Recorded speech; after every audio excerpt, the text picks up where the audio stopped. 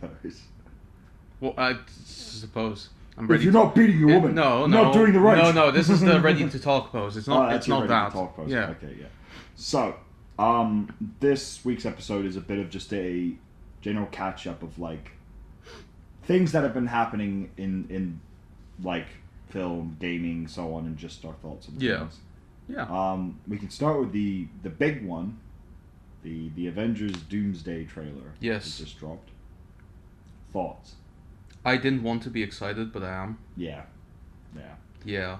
It's basically, especially if the trailer starts with like a first frame where it's just a shot of the school. Yeah. Like, I'm sorry, I'm in. Yeah. Yeah. I'm so down. And I've then- heard some of the fights that are gonna happen. And yeah, like they had the whole like they showed briefly Shang-Chi versus Gambit, which was cool. Yeah. And yeah, like the X-Men in their more classic costumes, like with Cyclops looking like he's from X-Men '97 instead of like Yes. from the current movies is really good. So yeah, I'm for it as well. I think. Yeah, no, I'm excited. Yeah, I've heard some stuff about the film as well, about that Shang-Chi and Gambit are gonna have like a full-on fight. That's cool. I think someone then asked a question of who do you think would win in the fight between Shang-Chi and Gambit, and I was like, I don't know why that would be a question, but apparently people aren't not in agreement. I would have said Shang-Chi. See, this is what I don't get. It'd be Gambit.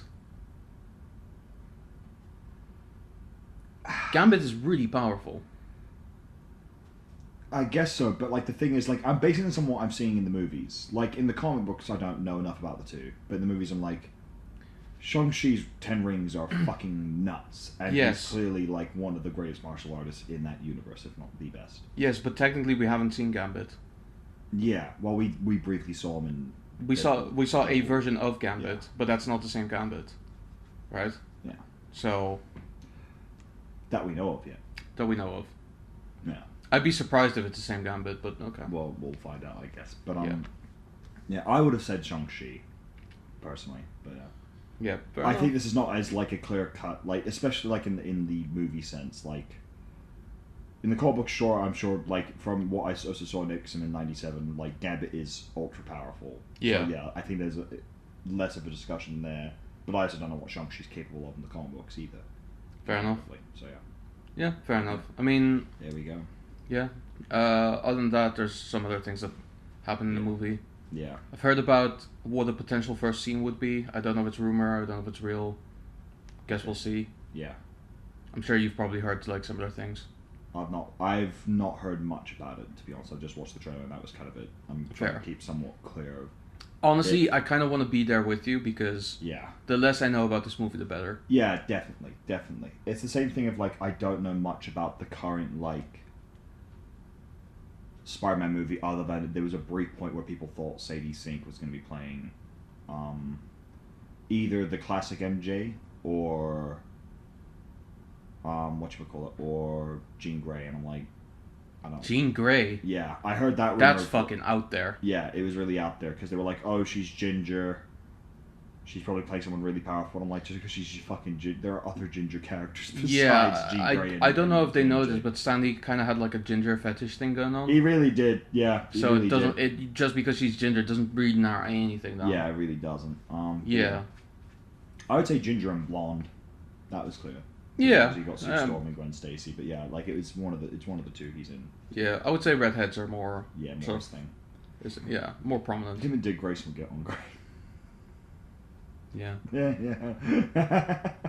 There you go. Yeah. But So that dropped, and then obviously they had their panel at Comic-Con. yeah, where Ryan Reynolds showed up in Yep. full Deadpool task X-Force. Yeah. Yeah. I was gonna say Task Force X, but that's DC. That's yeah. Yeah, that wouldn't work. Nah, it really wouldn't. Very similar name, similar vibe, different teams. Yeah, I just feel like I can't imagine Deadpool being on Task Force X. Actually, I can. It's really easy, he's actually. prime candidate. Yeah. We say he's prime candidate. Waller would be so annoyed because Deadpool would be like, so wait, if I step out of line, you're just going to blow my head up? Yeah. Walks off, blows his head up. Head grows back. He keeps going. And she's like, fuck. Yeah. How do I keep this guy in line? There's just no way. The thing is, I bet he would stay just for the vibes. Oh yeah, absolutely. Yeah. But anyway, moving on to other things. We've had the fucking Clayface trailer drop. Yes. Which looks very interesting. I'm not gonna lie, I'm very intrigued to see it. I am interested to see it. I am mainly worried that it might just be a run-of-the-mill horror film. Yeah, I get you. Yeah. Because it kind of has that impression, but it could be really good. It depends on how they lean into like fitting it into the wider universe, because they kind of did a similar thing with The Penguin, which is also just a run-of-the-mill mafia show. Yeah. But just the way that it interacts with Gotham is really, really good. Yeah, I think that's the thing. Oh, it'd be curious to see how much they reference to the wider DC universe, if anything. Yeah. Because it's one of those things where I'm getting the sense that they wanted to keep a lot of things typically quite isolated. Yeah. Which makes sense because they want things to stand on their own, but it's just like you should still build it into the wider universe anyway. So. Yeah, makes sense. Pretty interesting, yeah. And then the Lanterns trailer. Yes. The new one has dropped. I'm very excited for that. I'm not gonna lie. Yeah, no, it looks really fun. See John Stewart and Hal Jordan. Like, is the Martian Manhunter going to be in it? I'm so I hope so, because man, it feels like it's kind of being built up to that. It feels like they're building up to revealing Martian Manhunter, which I think is a decent cool way to kind of. Yeah, well, especially because you went like, it looks like there's Manhunters, and they go, "Why do you say that name? Why'd you say that name?" And then they had clearly what looked like, I think, a white Martian. Yeah. Change briefly, and I was like, okay, that's really cool. So we might get that. And what else has been dropping as of recently? I think that's Can't really think of anything. That's mainly it. Obviously, there's still a lot of things to look forward to this year. Yeah. I do need to go. Well, not need to. I will go and watch The Odyssey at some point, but I'm not particularly rushing to see it. I'm not really fussed. We can talk about this. I am still very much in the camp of I don't appreciate how much people hype up everything that Christopher Nolan does. Yeah. It was on our Discord chat with other people, right, where I said Nolan's overhyped. Yeah. And people kind of like, I wouldn't say lost their shit, but they're like, what do you mean? I'm like, he's overhyped. He's done nothing for this industry that's unique or interesting or different. No. He's made good movies. I don't dispute that. Like, I like Inception. I think Batman Begins is phenomenal. Yeah. But I think, and I love Dunkirk, but I, like, Interstellar is not that great of a movie. People just remember it because of the visuals. Yeah. I don't think they remember it for much else. They don't remember it for the story because there basically was none. Yeah, and Tenet was really not good in my opinion. I haven't watched it. I just couldn't get myself to do it. It's I have seen Dunkirk. I didn't enjoy it. I think I can appreciate that it's a well-made war movie. Yeah. But that's all it is. There's nothing special about it, and I feel like there's better ones out there. I think the thing for me with Dunkirk is I just appreciate the fact that it's just not about the Americans anymore. Yeah. That was what I really liked about it. And then The Dark Knight, I think I said it's purely just remembered because of the Joker. Yeah, for Heath Ledger. Even then, like, I think, who was it who said, oh, the best Joker, it was, I think, Grace or someone, was like, the best Joker ever, and I'm like, no. She's not the other one. There's several people who said I'm like, this. it's Mark Hamill. Mark Hamill's the greatest I Joker agree. of all time. I fully agree. I think that's the only correct answer, to be honest with you. Yeah, it is but at the same time, I'm like, I get why people don't often say that, because they haven't watched the Batman animated series, but I'm like, if you watch the Batman animated series, or play the Batman Arkham games, it's so clearly Mark Hamill. Because he basically lifts the character from the pages. Yeah, he does. He like, becomes the character. I think if you want to really praise another live action star, there really aren't many live action Jokers that I would really go I wouldn't really go these are good in any way. But I think the closest, in my opinion, would be Jack Nicholson. Yeah, I'd agree.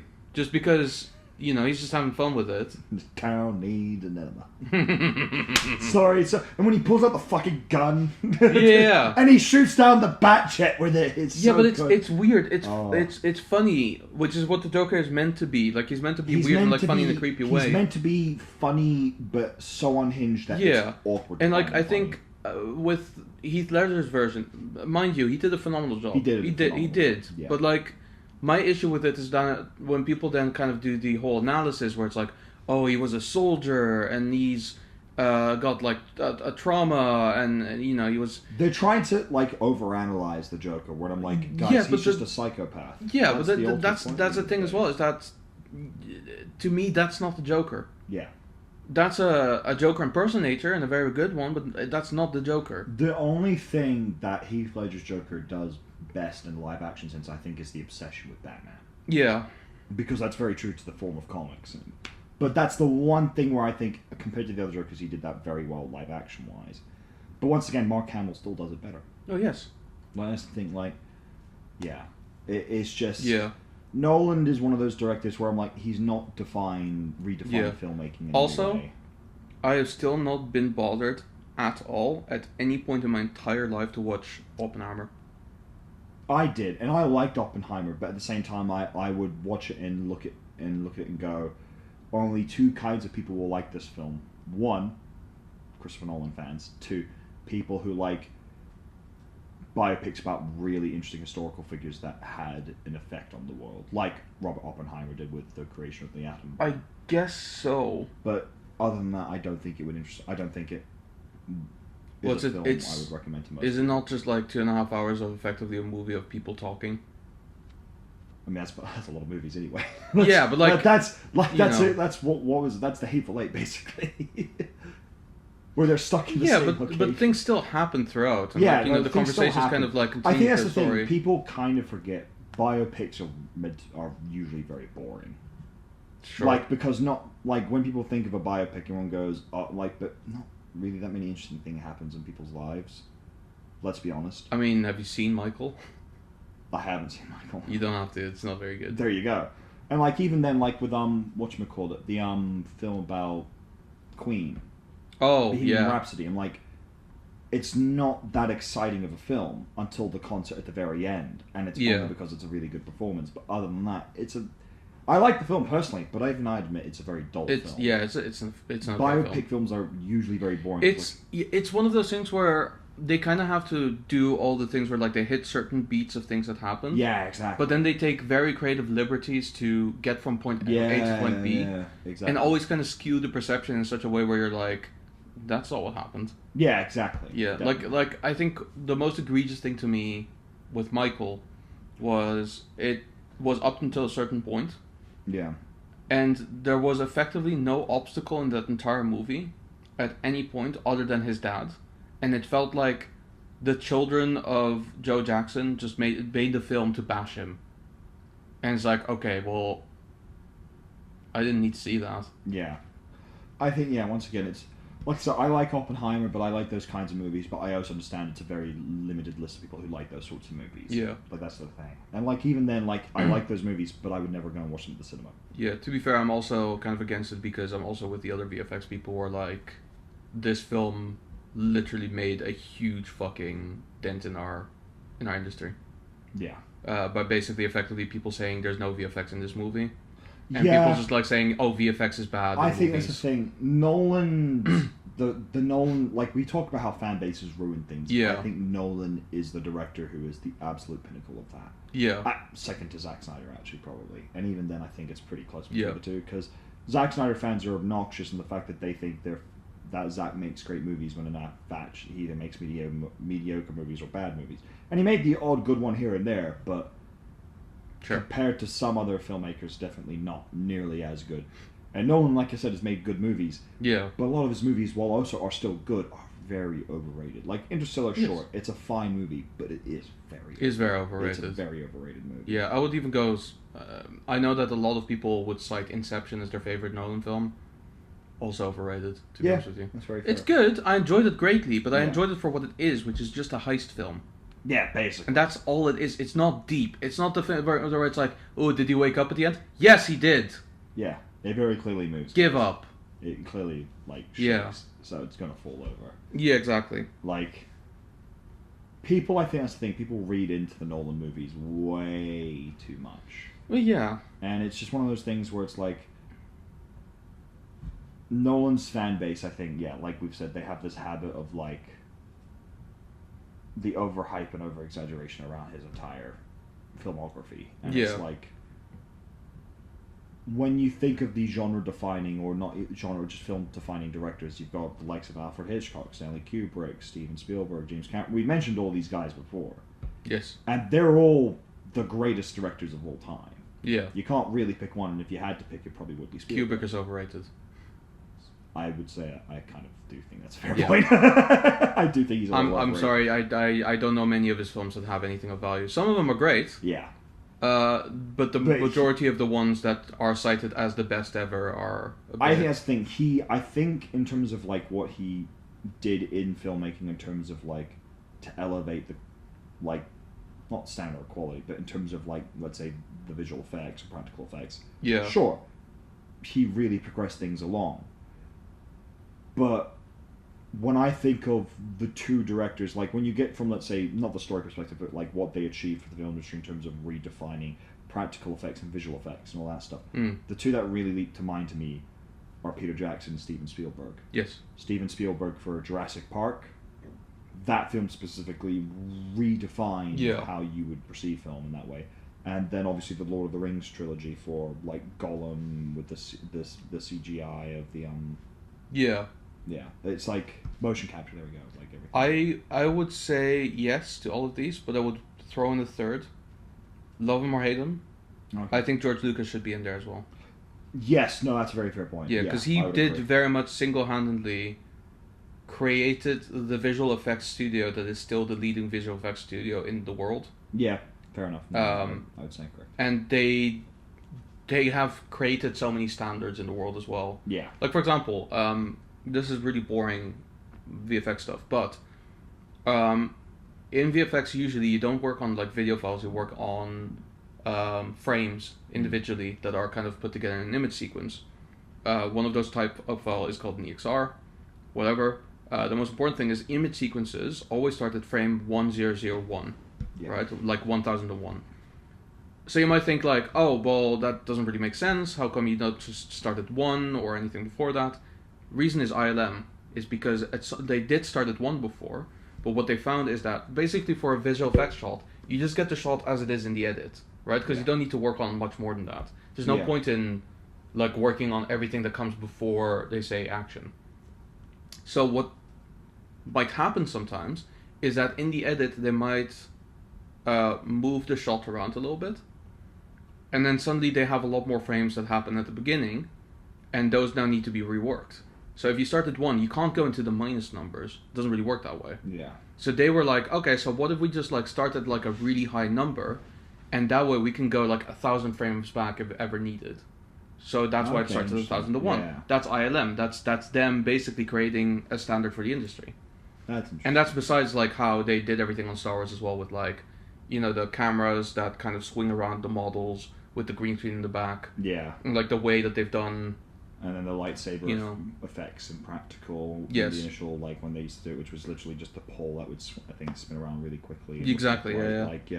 Like George Lucas, those three specifically, and even I think for certain films, James Cameron, not all of his films, but certain films. I would agree with that. Yeah, because like we talked about before with Terminator 2, where they invented a piece of technology just for like, one shot, and have never used it again, and now the technology's lost. Like it sets a pretty high bar. Like you can't really replicate that now. And then obviously you have things like the Titanic, the fact that he built the fucking thing. Like. I still love the story of like the studio guys going, "Why is this costing so much money? Is he building the damn thing?" They go to the set. Holy shit, he built the damn thing. Like it's such a great like, oh wow, okay, never mind, fair enough, keep going. Yeah, but like I mean, you could argue that was not really necessary, but maybe it was, you know. Yeah, I think that's the thing. You could argue it wasn't necessary, but in terms of how to get actors into the set. Yeah. Or into the scene and how to get into the movie, it's so important to work on a physical set. Well, exactly, in that regard. And I think that's something that we're slowly losing, especially now these days, with a lot of like when you get to like the I think it was another thing, like I think the Lucasfilm really use a lot is like the big screens. Oh yeah. What are they called?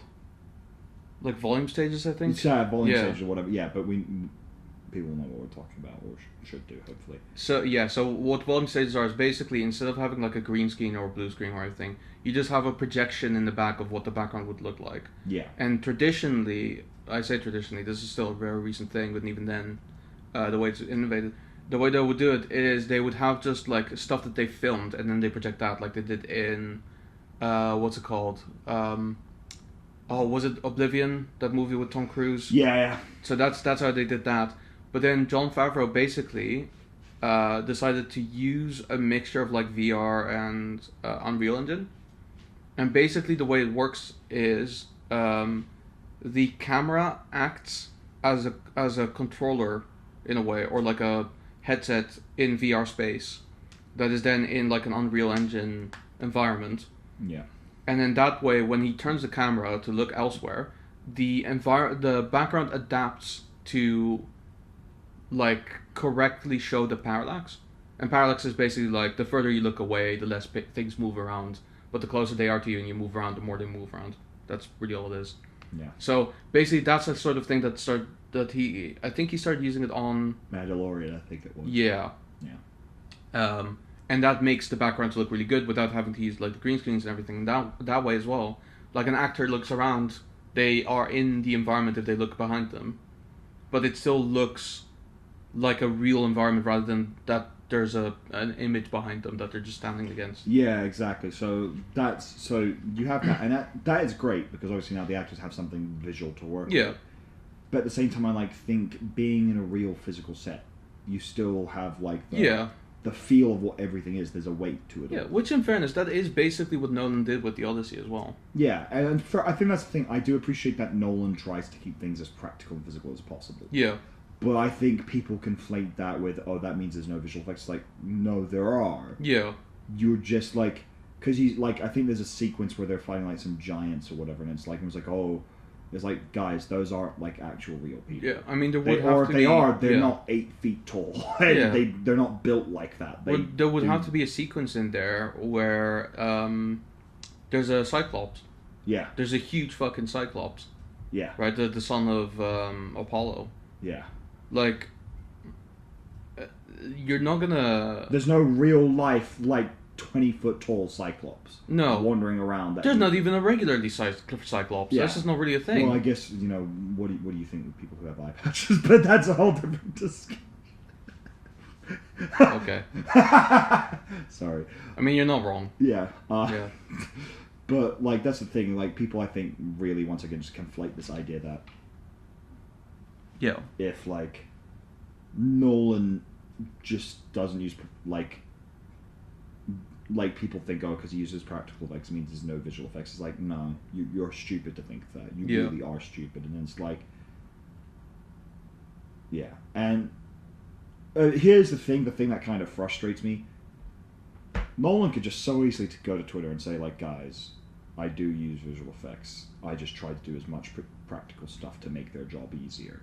Yeah. He could just, but he doesn't fucking do it. I would have more respect if he says, I don't use visual effects. Remember that scene in Interstellar when they flew around a black hole? That was real. That was real. That was real.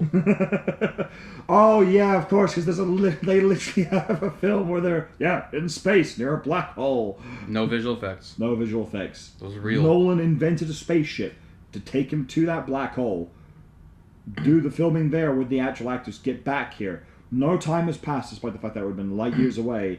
Yep. Yeah, I mean, there you go. Not affected by gravity either. Yeah, exactly. Yeah. All real. All real. All well done. Yes. Fucking morons. But yeah. Moving on from that. Yes. Any gaming news? Not really, is there? I mean, we can give an update on Black Flag Resynced because everyone's dying to know. He got it. Max got the game. Oh yeah, Matt. Yeah.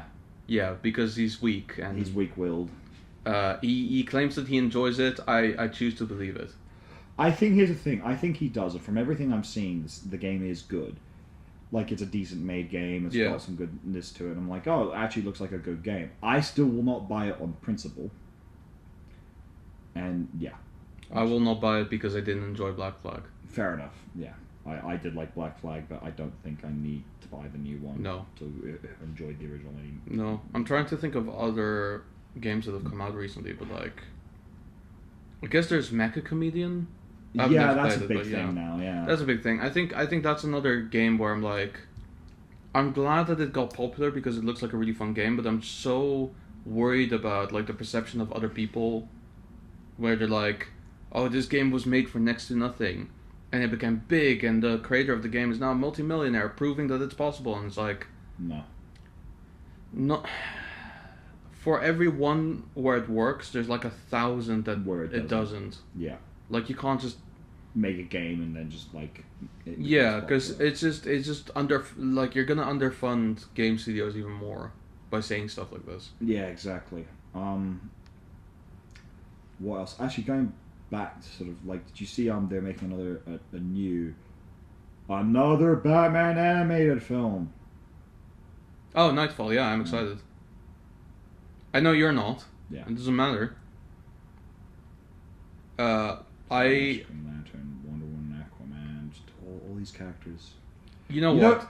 Sorry, I recently thought of this. Like, you know the meme where it's the guy in the swimming pool holding up his kid, and the kid's having fun. That's Batman in DC. And then you have the kid who's kind of drowning. That's Superman. And then the skeleton at the bottom is just DC.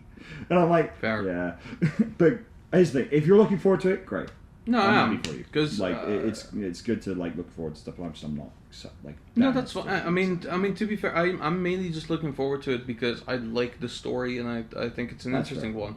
I think when it comes to animated stuff, DC has fumbled really badly in the last couple of years. Yeah. The Crisis on Infinite Earths was bad. I'm beginning to think just adapting Crisis on Infinite Earth is just not a good idea. Probably. Like, I think the thing is, there's a way of doing it where it is good. Yeah.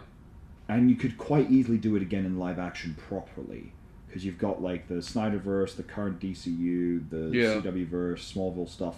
But you have to get them... Like, you wouldn't be able to, like, do what CW did and just basically do their stuff and then have, like, oh, we have one scene where there's just Smallville. But that's it, one scene, and it doesn't really do anything. I think there's a lot of things they did wrong there. Yeah, there's a lot of things where I'm like, if you do it, you're gonna have to fucking. That was almost the least bad one, except for the whole like, I am not weak to kryptonite anymore because I willingly gave up my powers. This is a thing I can do. I didn't know I could do that because if I did that in season fucking 1, I wouldn't have half the problems I ever had. I think the thing is, like, it's very clear, like, having watched Smallville, I'm like, he probably used gold kryptonite, but they don't explain it. No. That's my assumption, but I'm like, from someone who watched Smallville, I'm assuming that's what happened, but as a, also, like, person who has to criticize things, it's really bad that they just don't reference that he used that. It doesn't take much to reference that he used it. No, they just didn't do anything with it. I think everything I was excited about when that came out was completely ruined. Yeah. I was excited for Kevin Conroy to show up as Batman. And that he, for some reason, was a supervillain. Yeah. He killed Superman. Yeah. For whatever fucking reason. Completely pointless. Yeah. It was just really bad. I was excited for Brandon Routh to be a Superman. Yeah. And then they just got rid of him pretty much immediately. Yeah, exactly. I was excited for Black Lightning, who was apparently meant to have like a really big part in this. Only for him to have no part in it whatsoever. Yeah, and then just show up in the end like he did something. Yeah. Like, it's just really... Yeah, like, DC has fumbled the Crisis on Infinite Earth storyline. Yeah. A lot. Which is a real shame, because a lot of really cool stuff happens in the original comic. And the Anti-Monitor is a really cool villain. Yeah. But if you just don't know what to do with it properly, you're just never going to do it properly. Well, exactly. I think... The animated movie was a bit nothingy. Yeah, because it was really weird. Basically, I don't know. Have you seen it? I saw the first two, and I thought the first part was okay. I thought the second part had lost quite a bit. The second one was bad. The third one was really weird. I think was it the third one that I think it was Flash, Constantine, and Batman. Yeah, went back in time. I think they were having references to like the DC EAU or whatever. It was the last film that they did. It was Justice League Dark Apocalypse War. Yeah, Justice League Yeah. Apocalypse War. Yeah, and basically what it was like how it ended, where the Flash like ran and then created a ran new back universe. in time and Yeah, Flash so what he everything actually again. did was he ran back in time and killed fucking Darkseid as a baby. Yeah, I And I was remember. like, really? This is the problem, because now Flash fans think that's just how Flash works. But it's so whenever not. people discuss like Flash versus anyone fight, like, oh, he just goes back in time, I was like, no, he doesn't.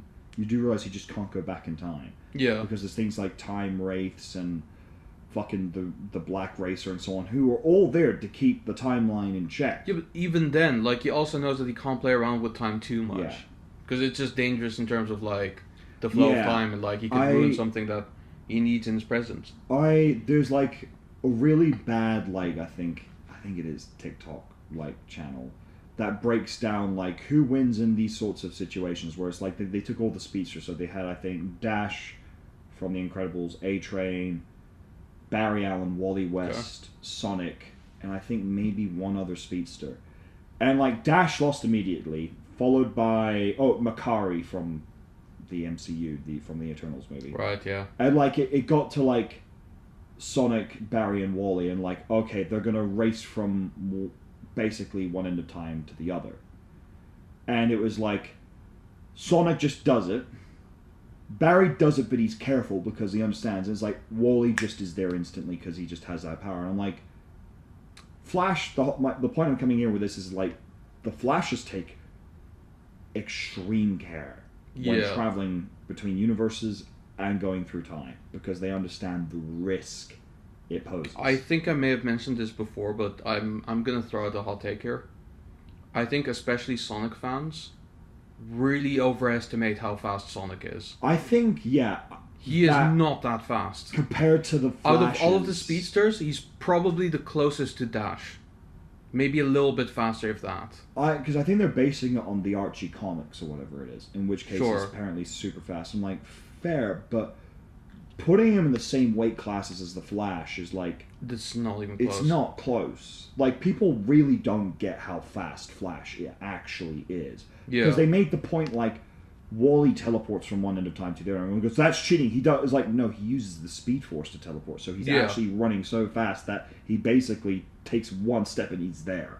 Yeah, that's how fast comparatively he is. Yeah, that's just control over whatever is available to him that gives him the powers in the first place. Yeah, exactly. Wally has such a...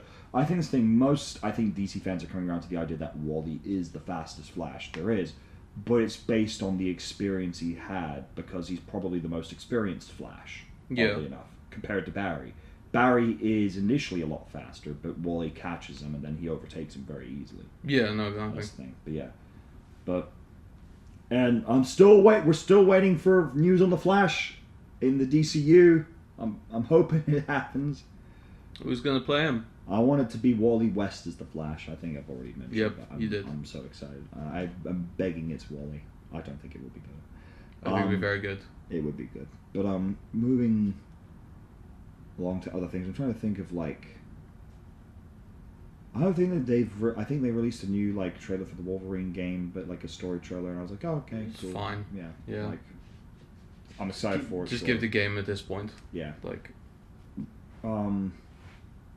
I hadn't realized Halo Combat Evolved is about to drop, the remake. I think it already did. Yeah, well, it did if you pre-ordered the Pro Enhanced edition. I see. Yeah, I only saw that the Regulation played it, and I was like, I'll watch this eventually, and then didn't get around to it. Yeah, that's fair. I'm very behind on things. I've been very busy. Yeah, that's very fair. Yeah. But what else? I finally decided to catch back up with my Adventures of Superman on... Right. Yeah. Did you say there was a new season? Yeah, it's a third season now. Yeah. Okay. Yeah. Nice. And it's good. It's very enjoyable, just like the first two seasons. I mean, I like the first two seasons. Yeah, so. exactly. But other than that, I don't think there's a huge amount. Oh, random note: World Cup's over. Spain won. Yep. If you're an RG, that is on behalf of the world. To be honest with you, I think I already said at the time, out of all 4 countries that were in the semifinals, the weakest country would have been the only good country to win. What, England? Yeah. Yeah. I didn't want Spain to win, but I really didn't want Argentina to win. I think there was a pecking order where people went, I mean, if you look at it from the world perspective, I think the most of the world was probably rooting for either Spain or France. Because Yeah. I think for a lot of people, they kind of considered the Spain-France semi-final was the final. And even I thought that, and then I watched the game, and France just didn't bother showing up. But to be fair, that's just because Spain's really fucking good at the moment. Yeah. But, No, I get that. yeah. I do think that, like, Argentina are ungraceful regardless of whether they win or lose. Yeah. Spain is a very ungraceful winner. Not really. Spain celebrated fine. I didn't think they were... What did you see that you thought was really bad? Property damage To what? in Spain. Oh, well, it's fans, and that will always be a problem. That would be a problem with England fans. Oh yeah, no, If England won, it would be didn't. just as bad. I didn't necessarily mean the players, but like, you know, the fans are kind of representative That's the as thing. well. That's the thing. I mean, the issue is that's just all football fans. I find, and Yeah. some countries are worse. Like Argentina fans are awful with that. No, they're awful. They're the worst, I think, of any nation. But like the property damage is Spain. Like England fans would do the exact same thing if we won. The exact same. Well, yeah, they did that when Arsenal. Yeah, won the exactly. Premier There you League, go. So it's like I don't think that's a Spain thing. I think that's just a football fan thing in Europe. But I want to talk more about. So in football, there is a tradition that if you are in the final and you are the losing team, you will stay and watch the trophy lift out of respect for the winners. Right. Yeah. Argentina stayed. They did not watch the trophy lift. They turned their back on Spain to look at their own fans, except for one Argentinian player who actually looked at the trophy So lift. you wonder what it was. Who turned to look at the trophy lift? Who did you think it was? Sure, hope it was Messi. It was not. Wow. Yeah. So that happened, and everyone's come down on him, going like, "This is disgraceful. Like, Yeah. you have to watch. I don't care." And the excuses I'm hearing, like, "Oh, they stayed and looked at the Argentinian fans because they were giving a standing ovation. It's Messi's last goal." I'm like, I don't give a fuck. Yeah. It's not about the fans. It's about the respect of the opposition. Yeah. Exactly. And the other thing was, the Argentinian player who did it even came out and said, I probably won't play in the national team now ever again after doing that, but it was the right thing to do." And I'm like, fucking respect. Yes. Absolute respect. Relocate. But yeah, move to Europe where you'll be appreciated. Play for a European nation. Yeah. But yeah, it was just, and the amount of, like, they've also, like, there's a petition with like over 80,000 signatures to replay the World Cup final. Because Argentinian fans are saying it was robbed because of biased referee. You mean the referee that heavily favored Argentina? Yeah. And they're like, "But that red card should have been," like, mate, the fucking dude did a cartwheel. That is a red card. I'm sorry. Yeah. It was. I'm just sorry, so but bad. like I was talking to someone about this yesterday. It was my brother actually. Messi took a shot at some point and fucking shot like a fucking 70 kilometers an hour headshot at someone, right? Yeah. Wasn't a foul, right? Because he got him in the head. Yeah. Fine, whatever. Sure, it wasn't a foul from the player's point of view, but he still got a fucking ball to the head at fucking lethal speeds. Here's the thing as well. The thing that made me lose a lot of respect for Messi, and it's not even just that. There's a point where just after the red card has been given to the Argentinian player, one of the Spanish players, like, so there's a thing now where, like, if you're covering your mouth and talking to someone like that, it's a red card now.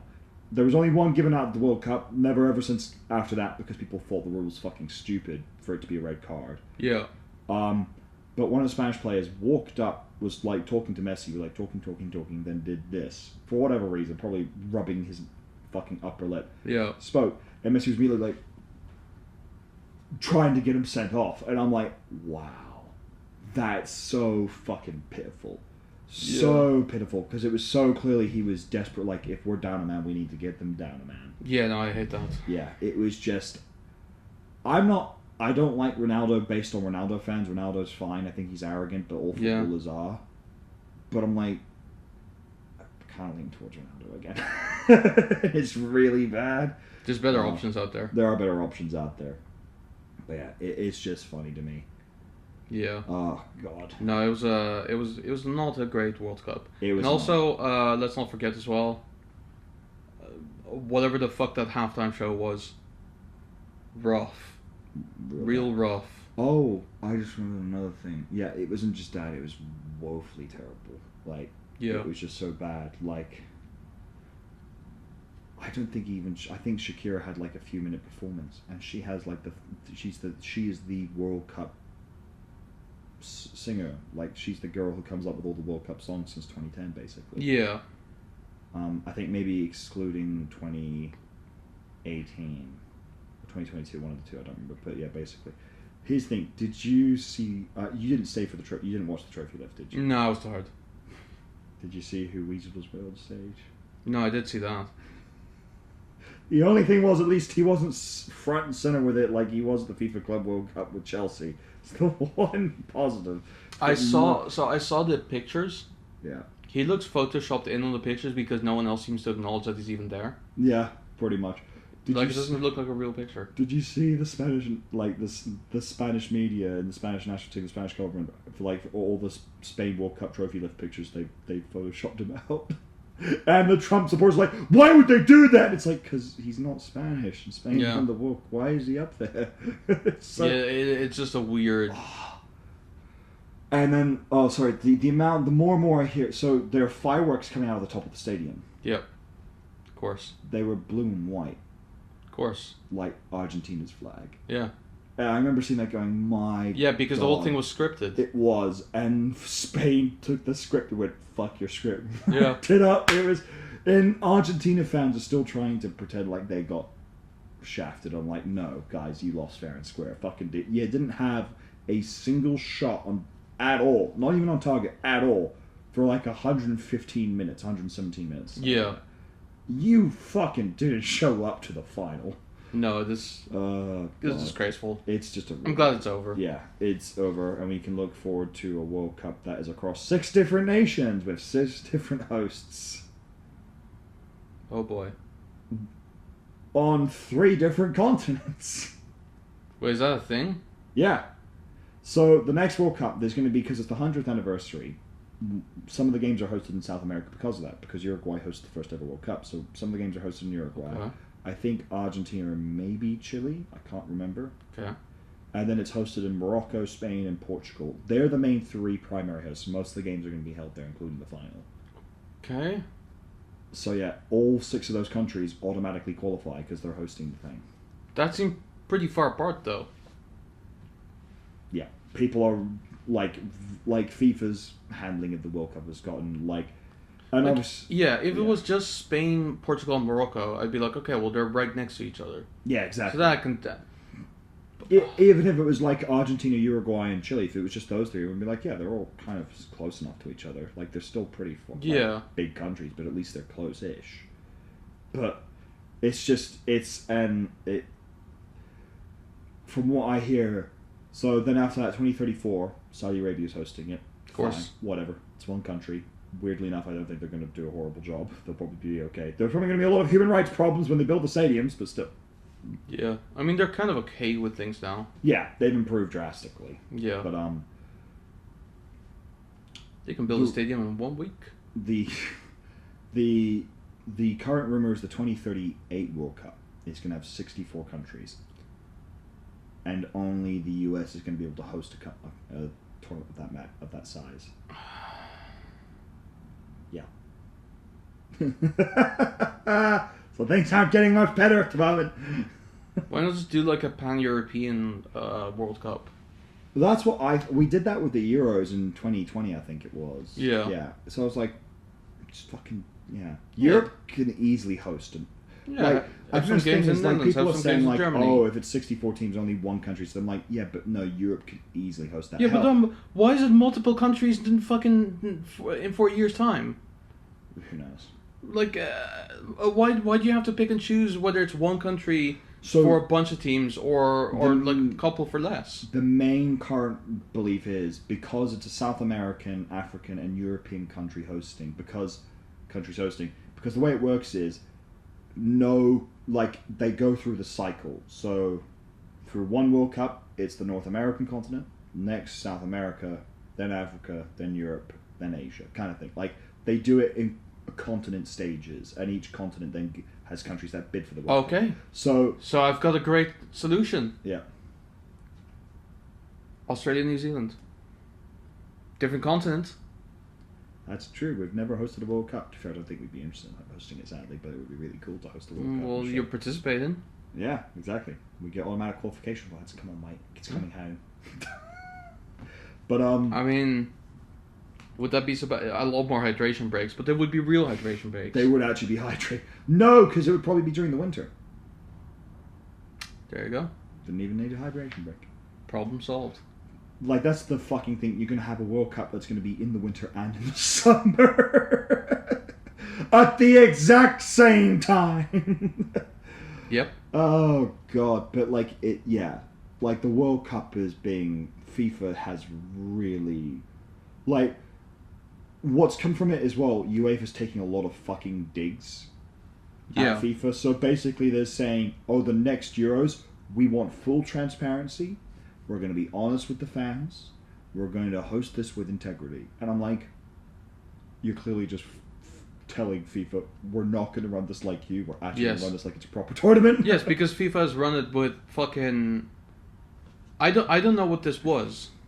Like, it's been one of the most entertaining World Cups, but not because of the games being good, it's because of them being bad. And just entertaining on a political level. Yeah, exactly. You knew it was going to be bad from the very get-go of the World Cup when they weren't allowing referees into the fucking country. Yeah. And that they were having teams stay on the tarmac of airports while they were going through their luggage to see if they were carrying any contraband. Like, well, you literally, knew it was going to be really bad because of that. All of the refs have been so fucking corrupt.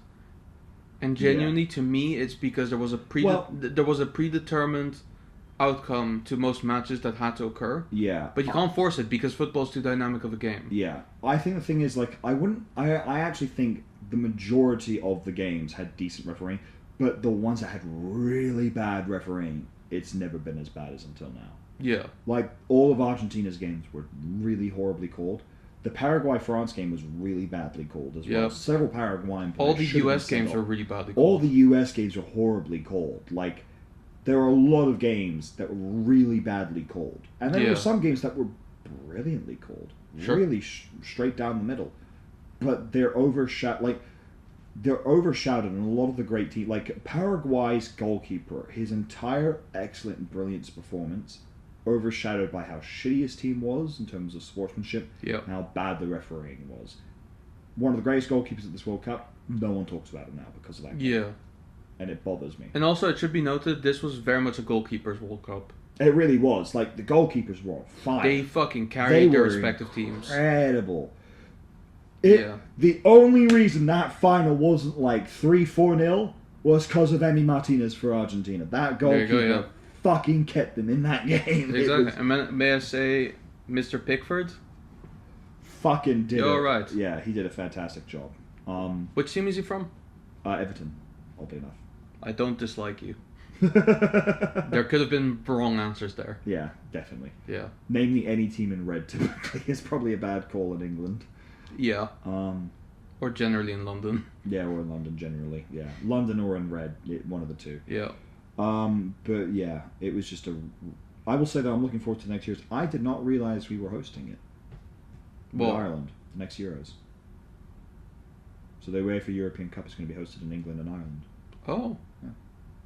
It's pretty good. Yeah. Should probably tell some people about this. Might need to catch some games. Yeah. In 2 years' time. In 2 years' time.